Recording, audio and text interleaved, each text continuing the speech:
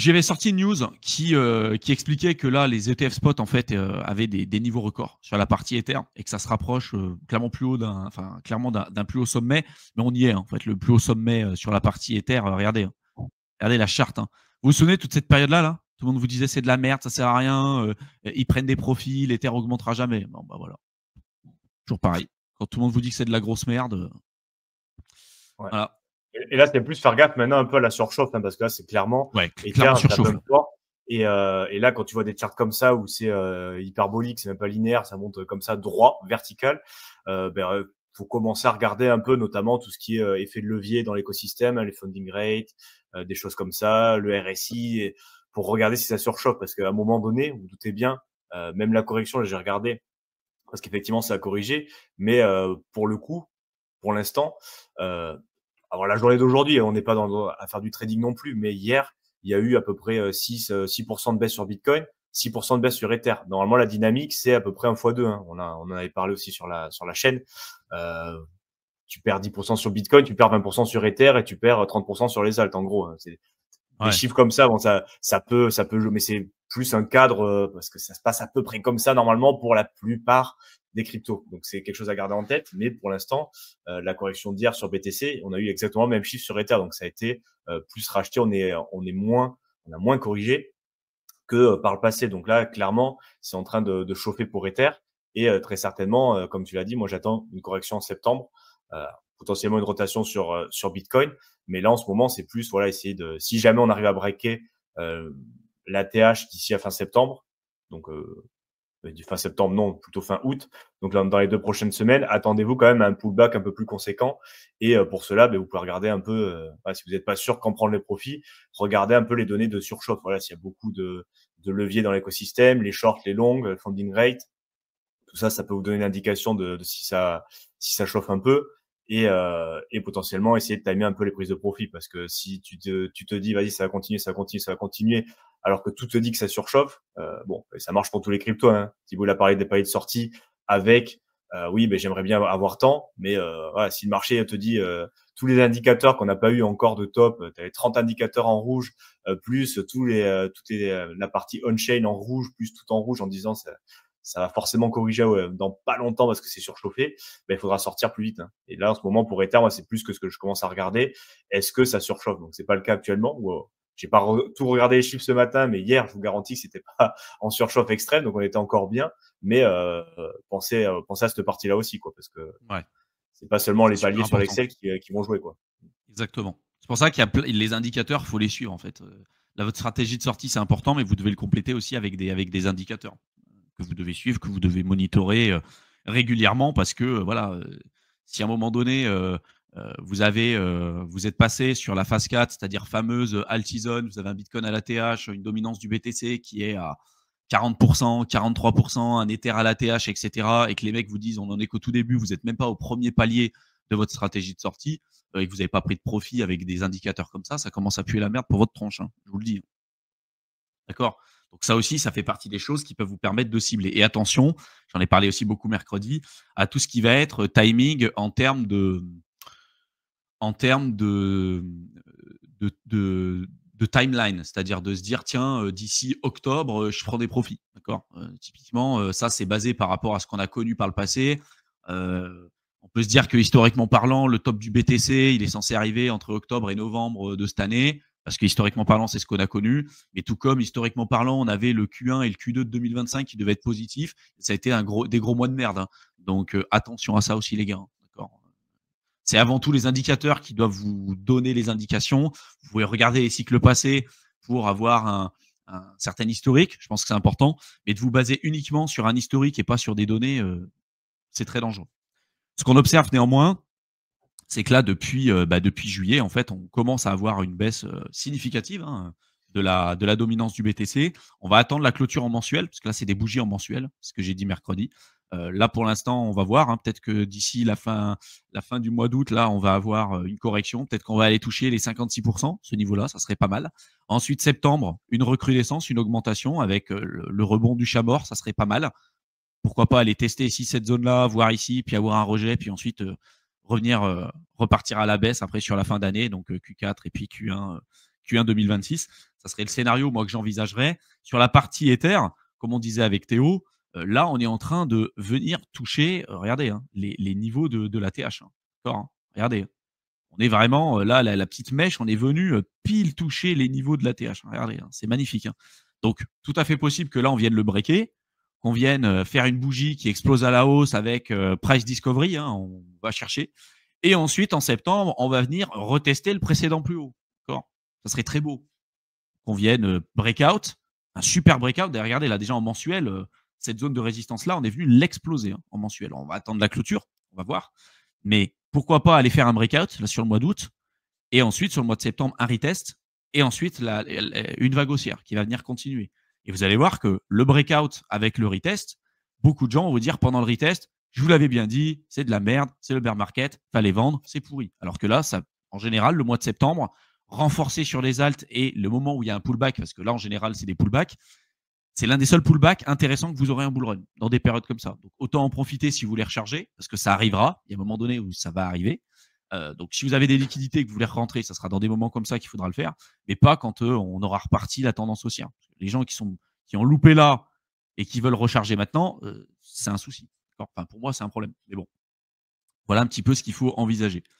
Est-ce que tu veux rebondir sur ça, un Théo? pullback même jusqu'à 4000, en fait, la précédente résistance à 4000, donc ça serait pas déconnant de voir, retracer vers les 4000. Et c'est plutôt, encore Benjamin Cohen, hein, ce qu'il explique avec les patterns, avec un peu style Elliott Wave que j'avais présenté aussi sur mes lives, où en fait, tu as un premier breakout avec A, B, la correction, ce que tu parles, le retracement, après une autre montée, un petit retracement, et après le top final en montant sur la dernière vague en E. Et en fait, il expliquait que plus on monte haut maintenant, là tout de suite en août, en fait, plus le retracement, du coup, on part de haut, et donc après, potentiellement, le point final du cycle serait haut, en fait. Hein. Donc lui, il parle entre 7500, je crois qu'il a en fourchette haute 7500 par Ether. Bon, on s'en fout un peu les cibles, les chiffres précis, mais l'idée est que ce qui est en train de se passer, c'est très positif parce que du coup, on est quasiment à la TH, on aurait pu presque le breaker avant septembre, et du coup, même pendant le retracement, ça voudra dire qu'après, il y aurait plus sous la pédale pour monter plus haut après. Donc même si maintenant on n'arrive pas à péter la TH, ça serait bien qu'on le pète, qu'on monte un peu plus haut pour retracer ensuite en septembre, parce que ça va arriver, ou au moins une correction, ou alors en octobre, hein, parce qu'on dit septembre, mais ça peut être aussi début octobre, parce qu'historiquement c'est le troisième trimestre. Donc, vous focalisez pas sur septembre. Si le 31 septembre ou le 30 septembre, je sais pas combien il y a de jours en septembre, on n'est pas sur un retracement où il n'y a pas de truc clair. Ça peut être aussi début octobre, hein, voire mi-octobre. Donc, ce serait pas déconnant non plus, tu vois. Que ça retrace. Et il y en aura des retracements.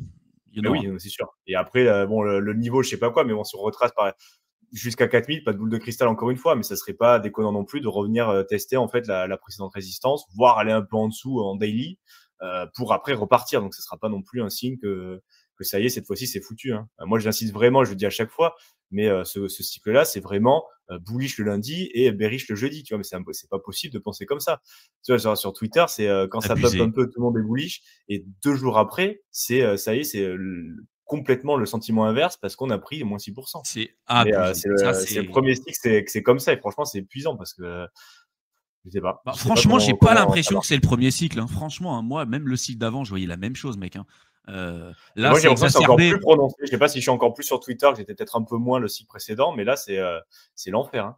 Ben là, c'est exacerbé parce qu'en fait, les alts ont pas eu le cycle, il est un peu différent aussi. Tu vois, à l'époque, tu avais la DeFi season avec le DeFi Summer et tout. En fait, à l'époque, quand le BTC, dès le début 2021, le BTC avait déjà commencé à breaker à la baisse la dominance, et on avait déjà des belles perfs sur, tu vois, montée parabolique sur l'Ether, et les alts avaient déjà bien augmenté, en fait, ce qui n'est pas le cas aujourd'hui. Tu as une poignée d'alts qui a augmenté, mais je veux dire, globalement, c'est pas énorme. Tu vois, la fameuse alt season, il y a beaucoup d'alts qui sont encore à 80, 90, 95% en dessous de leur ATH. Donc, ça, évidemment, ça pèse dans la tête des gens. Et beaucoup sont sous-exposés à l'Ether et au BTC. Même beaucoup n'ont pas d'Ether, n'ont pas de BTC. Et donc, en fait, ils sont full alt. Donc, pour eux, en fait, c'est full bear depuis le début de ce cycle. C'est ça la réalité. Hein. Donc, c'est normal, tu vois, que d'une certaine manière, on voit ça. Mais c'est fou de voir, comme tu dis, des mecs qui ils sont bullish dès que ça a 3 bougies vertes, dès qu'il y a une correction de 5%, putain, c'est bearish, c'est bon, c'est abusé. Mais ça vous montre, encore une fois, vu que c'est du player versus player, la crypto, que les gens contre qui vous jouez, beaucoup, c'est des branquignoles. Hein. des branquignoles de Sur la l'extrême. partie retail. Sur la partie Ah retail. oui, Et bon, d'ailleurs, partie retail. c'est pas Thibaut et Théo qui le disent. Regardez on-chain, ça, je l'ai aussi montré pas mal. Tu regardes, et c'est ce qu'on regarde aussi en train dans autres indicateurs qui peuvent vous servir. L'évolution des grosses adresses et les long-term holders, voir comment ça se passe. Et ce qu'on se rend compte, en fait, depuis la fin même du cycle précédent, bon, il y a eu une petite augmentation en novembre, mais vraiment depuis novembre 2024, les adresses retail, les petits porteurs sur BTC, ça ne fait que diminuer pendant que les gros achètent, les gros portefeuilles. Et Ether, c'est pareil, en fait. Tu regardes la trend, bon, on se rend compte qu'il y a plein de retail qui sont sideline sur Ether parce qu'on leur a dit que c'était fini. Pas mal qui ont vendu aussi à partir, pareil, novembre 2024 et plus aussi à partir de mars 2025 où c'était le bear market, rappelez-vous. Et du coup, les petites adresses, les petits porteurs sur Ether, ça ne fait que baisser. Alors que les gros, en fait, ça ressemble la courbe aux ETF. Tu regardes, ils ont rattrapé le retard, ils étaient toujours en train d'acheter, mais là, en fait, c'est exponentiel pour les gros porteurs, les grosses adresses qui accumulent énormément d'Ether, et les petites adresses, les petits porteurs, ça fait que baisser, que baisser, que baisser. Ouais. Et tout ça c'est on-chain. Donc, c'est quoi la lecture? Qu'il y a de moins en moins de retail, de particuliers avec des petits porteurs qui ont de l'Ether. Donc, très certainement, il y a de plus en plus de gens qui sont sideline. Et donc, ça nous fait penser, c'est pour ça qu'on dit que la plupart des gens, au final, ils sont quasiment full alt et total. Ils sont dans le total 3, quoi. On sort BTC, on sort Ether, et ils commencent à partir, bon, parce qu'après, top 3, c'est peut-être, alors je sais pas si c'est XRP ou USDT en market cap, mais ils commencent à partir du top 5, top 6, voire top 100, top 500, voilà, dans des trucs de merde qui n'ont pas encore pumpé forcément. Donc, un peu salty, quoi. Ah oui. Et puis quand bien même ils commenceraient à un moment donné à passer en alt season, en fait, ils sont incapables de comprendre la cyclicité et de prendre des profits. Donc même s'ils ont de la chance à rentrer sur un truc, sur des projets qui vont pumper, c'est des gens qui vont redonner en fait au marché toutes les plus-values latentes qu'ils ont pu faire à un moment donné, quoi. Donc voilà, méfiez-vous. Méfiez-vous de ça. Et justement, l'avantage d'être passé à travers toutes ces périodes-là, les périodes compliquées et difficiles, c'est que vous avez un biais d'ancrage aussi. C'est que vous vous souviendrez, j'espère que vous vous souviendrez de toutes ces périodes-là qui sont très formateurs et qui vous éviteront de tomber dans les contrastes et dans les problématiques ambiantes de ce qu'on sera amené à voir dans les prochaines semaines, prochains mois. Parce que c'est toujours la même chose. Je veux dire, c'est un pendule. Quand on est extrêmement baissier, comme dans des périodes comme ça, ou ici, ou même quand le Bitcoin il était à 16, 20 000, quand on a commencé à faire des lives sur YouTube en vous disant, on commence à rentrer sur du Bitcoin entre 16 et 20 000 balles, pareil, on s'est fait insulter, c'est de la merde, c'est de la merde. Bon, okay. C'est de la merde, regarde aujourd'hui, encore une fois, tu vois, genre, il est à 120 000, putain, on est tranquille, tu vois, l'Ether, c'était pareil, tu vois. Et j'ai l'impression que c'est toujours la même chose. Simplement, les gens oublient.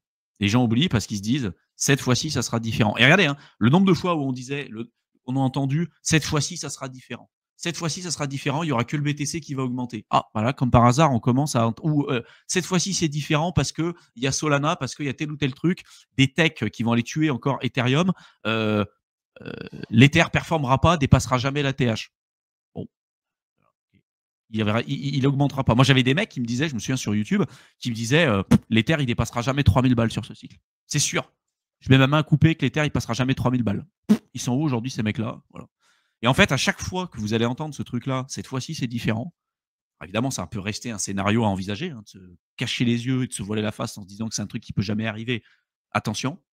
Par contre, de prévoir 100% de votre stratégie, 100% de votre investissement et 100% de l'argent que vous allez mettre sur un scénario qui ne s'est jamais produit de toute l'histoire de la crypto, c'est la plus grosse connerie monumentale que vous allez faire de toute l'histoire de votre vie. Je vous le dis. Et ce que je dis, c'est pas de dire ça peut pas être envisagé. Et mettez des statistiques, mettez des probabilités. Si vous dites, comme là, par exemple, il y a les tarifs de Trump, c'est la fin, ça va jamais augmenter, c'est les tarifs de Trump. C'est la troisième guerre mondiale, c'est la fin. Prenez du recul, regardez combien de fois il y a eu un FUD aussi important dans la crypto, dans la bourse et de partout ailleurs. À chaque fois, ça a briqué la TH à un moment donné. Non, cette fois-ci, ça sera différent parce que cette fois-ci, c'est vrai. Ah bon, comme les 3000 fois précédentes où c'était censé être vrai, où ça a été pas vrai du tout. Et quand bien même de toute l'histoire de l'humanité, il y a toujours eu des périodes d'incertitude et de peur et d'angoisse et d'anxiété. Malgré ça, les indices et les marchés ont continuellement dépassé leur ATH et ont continuellement donné des performances positives et même des performances plus importantes à chaque fois que vous avez acheté ces périodes de peur et de capitulation. Voilà. D'où l'intérêt de suivre les datas, de se former, de prendre du recul, parce que l'aspect émotionnel, Et ça marche bien sur les réseaux, l'aspect émotionnel, hein, de dire aux gens, ah, ça augmentera pas parce que regardez, là, il y a les instituts qui font ça, ou il y a telle ou telle raison de penser que ça sera différent. Et regardez, hein, ils sont où tous ces gens-là qui vont vous dire cette fois-ci c'est différent? Bah, c'est Bah, ils surtout sont en fait, toujours en train d'attendre le pullback. bah, c'est se poser la question parce qu'au final, on peut jamais savoir et effectivement, ça peut être différent, mais bon, comme on n'en sait rien, moi, ce qui me paraît plus logique, en fait, après chacun fera comme il voudra, tu vois, mais c'est se dire, ben OK, là, quand il y a des choses, et bon, ça peut être en crypto, tu vois, et notamment, moi, j'aime bien les indicateurs qui ont marché sur les 3 cycles différents parce que si c'est juste 2017 ou juste 2021, bon, c'était un peu différent, tu peux dire, OK, ça peut être spécifique à ce cycle-là, mais il y a des indicateurs, pour le coup, qui ont indiqué un top, un bottom, un bon moment pour faire une certaine action qui ont marché sur les 3 cycles. Même celui de 2013, 2017, 2021, il te donne la même donnée et c'était à chaque fois le même résultat. Ben, tu dis, ben, j'ai quand même envie de le suivre un petit peu, tu vois, parce qu'il y a plus de chances que ça se reproduise à peu près pareil, que ça soit un truc complètement différent. Parce que quand tu pars dans un truc complètement différent, au final, t'en sais rien du tout, hein. C'est pareil pour les paliers de sortie, hein. Tu peux regarder, tu peux essayer de faire des estimations. C'est un peu chiant sur les paliers de sortie. Est-ce que je prends un ATH? Est-ce que je prends une dominance? Est-ce que je prends un machin? En me basant un peu sur ce qui s'est passé, ou est-ce que je prends un truc complètement random parce que j'ai envie que ça se passe, ou un truc, bon, scénario qui s'est jamais produit, je pars là-dessus, mais du coup, tu n'as aucune donnée, rien du tout qui le back. Et du coup, bah, c'est juste un peu la foi que tu as en ce truc-là, tu vois. Mais moi, je C'est préfère, clair. en étant un peu scientifique, tu vois, avoir des données, des modèles. Au moins, si je me plante, tu vois, je sais, OK, c'était pas le bon modèle, c'était pas les bonnes données, mais au moins, je sais d'où ça vient, tu vois. Ce que je propose, il y a une logique derrière, il y a des données. Et plus il y a de données qui back un truc, bah, mieux c'est. Mais dans l'idée, il y a quand même un peu ce côté-là, tu vois. Donc, c'est pour ça qu'on s'y intéresse, qu'on regarde pas mal de trucs, on essaie d'en apprendre pas mal aussi sur les cycles pour essayer de comprendre comment ça se passe, parce que à chaque fois qu'on dit c'est différent, en général, bon, c'est pas tellement le cas. Ça peut être un poil à un mois près, à quelques machins, de quelques pourcentages près, mais pour l'instant, ça se passe à peu près toujours de la même manière. Donc, Bah, en fait, plutôt, que tu dises qu'il peut y avoir des différences et de cycle en cycle, il y a toujours des différences. D'accord. Les cycles, ils vont jamais être calqués mot pour mot exactement identiques. Ça n'a jamais été le cas. Et c'est toujours ces petites différences-là qui font que la majorité reste sur le carreau, hein. Le double top, la double phase parabolique qu'il y a eu en 2013, tu essayais de la reproduire en 2017, tu te faisais éclater. La phase parabolique de 2017 de fin d'année, tu essayais de la reproduire sur 2021, il y a eu le double top, tu te faisais éclater. Et là, tous ceux qui disaient double top, cette année-là, parce que c'était ce qu'on avait connu sur 2021, ils se sont fait éclater. Voilà. Donc en fait, tu essayes de reproduire exactement les mêmes choses que tu as eues sur les cycles d'avant, tu vas te faire défoncer. C'est clair. Par contre, de te dire qu'il y a un certain nombre de schémas qui se répètent et de se dire, là, cette fois-ci, je mise 100% de mon scénario sur un truc qui n'est jamais arrivé dans toute l'histoire de la crypto, c'est là où c'est un problème. Parce qu'en fait, tu ne te protèges pas contre ta propre stupidité. C'est ça la réalité, hein. Quand, vu que tu ne peux pas prévoir l'avenir et vu que tu ne peux pas prévoir à 100% ce qui peut se passer, eh ben, il faut que tu entrevoies les différents scénarios et comment tu fais pour gagner, peu importe ce qui se passe. Et de ne pas t'en vouloir. Parce que les mecs, ils se disent, par exemple, c'est sûr que l'Ether, il augmentera pas. Bah, en fait, c'est des mecs qui n'ont jamais acheté de l'Ether et qui là commencent à se dire, putain, j'attends le pullback où ils vont acheter au moment où ça sera la TH. Ils seront eux, après plus tard, qui vont se faire éclater parce qu'ils vont, ils vont pas prendre des profits et puis après, ils vont subir tout le bear market et ils vont vendre à la capitulation. Ils vont subir pour la première fois la vraie volatilité sur le marché, tester leurs convictions, etc. Et ça, par contre, ça va piquer. Si tu l'as jamais fait, si tu l'as jamais connu, bon, après, chacun fera son chemin, hein. Pour beaucoup d'entre vous, vous l'avez déjà fait. Je pense que c'est le rite initiatique de chaque investisseur crypto. Une fois que tu l'as fait une fois, je pense que tu as compris la leçon. Tu n'as pas envie de le refaire une deuxième fois. Et voilà, il y a des gens qui ne comprennent pas, donc ils seront obligés de passer par là. Mais c'est OK. Voilà, on a besoin de ces gens-là aussi, nous, pour prendre des profits. Donc, il n'y a pas de problème. Mais il faut être conscient de ça. Il faut être conscient que si derrière, tu prévois un seul et unique scénario, comme tous ceux qui disaient c'est sûr qu'on va en bear, ils sont où ces mecs-là? Soit ils vous sortent sur Twitter, ah ben en fait, j'avais gardé un bag sur le côté. En fait, c'est des putains de gros le mythos. souvenir bag. Voilà, le souvenir bag que j'avais, et donc, mais en fait, c'est bon, j'avais un bag, machin. Gros mytho, gros mytho. Soit c'est des gens qui vont pas le dire, mais en fait, là, ils ont un prix d'achat moyen qui est beaucoup plus élevé que la moyenne. Et donc, à la moindre correction, au moindre pullback, les mecs, ils vont avoir peur, ils vont essayer de revendre, machin. Et vous verrez qu'en bull run, il y en a très peu qui vont gagner du pognon parce que très peu ont eu de la conviction dans des périodes comme ça. C'est la réalité, hein, franchement, ce qu'on vous dit là. Et pourquoi je vous dis que là, on est sur des moments aussi qui sont intéressants. Regardez le total market cap en excluant le BTC. Si je zoome un peu, que je fais comme ça, voilà, regardez. À chaque fois, là, pareil, hein, les mecs qui me disent, là, j'en ai plein sur Twitter qui disent, là, on a atteint un top, on va jamais breaker la TH.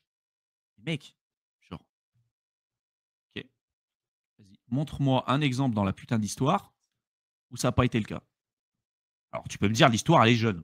Je suis plutôt d'accord. Le scénario le plus probable, après tout ce qu'on a connu, là, si on connaît les cycles de liquidité, si on connaît tout ça, c'est quoi là? On peut avoir un pullback, on peut avoir un breakout, un retest, on peut avoir plein de trucs. Mais le scénario le plus probable, les mecs, là, c'est quoi? C'est qu'il y a une continuation de la tendance. D'accord? Et pareil, si tu commences à regarder celui-ci, cet autre indicateur, total market cap en excluant le Bitcoin et l'Ether.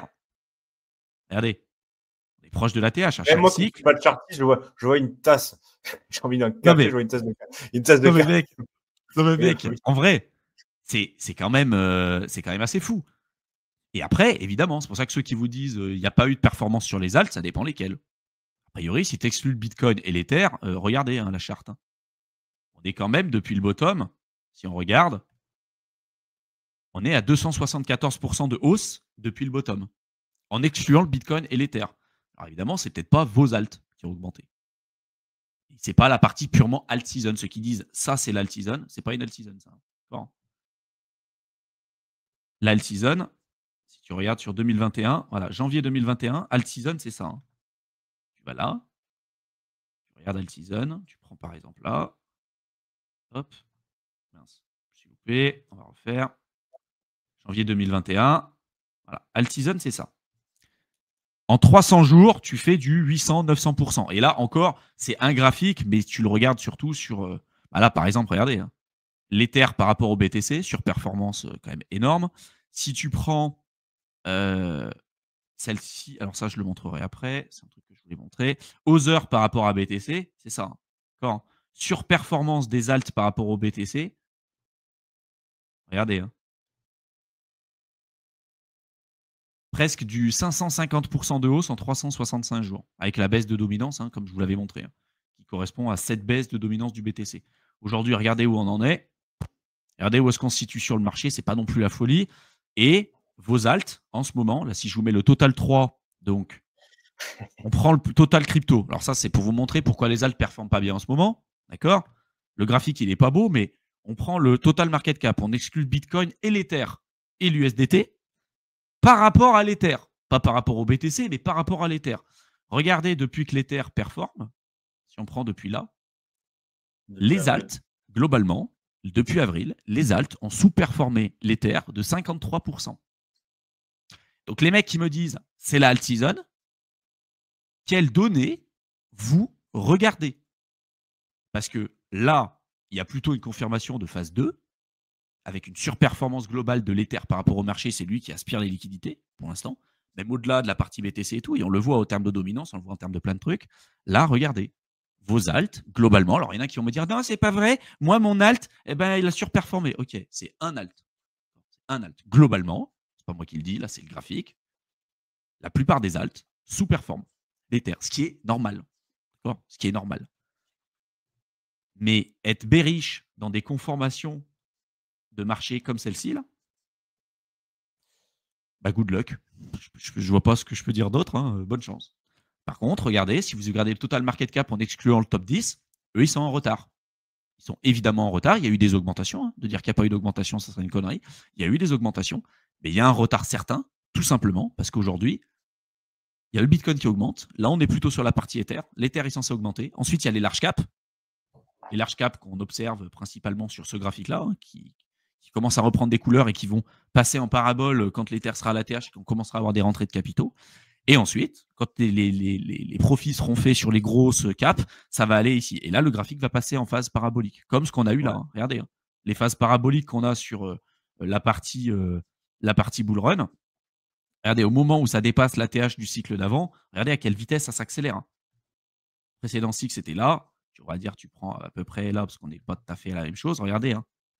C'est du 1000% de hausse en 300 jours. Quoi. Donc là, ce ne sera peut-être pas 300 jours, ce sera peut-être un peu moins. On verra un petit peu comment ça va se passer, mais ça s'accélère. Et tous ceux qui vous disent, là, il n'y aura pas d'alt season, bon, je ne comprends pas les arguments. Chaque fois, c'est toujours assez alambiqué. Quoi.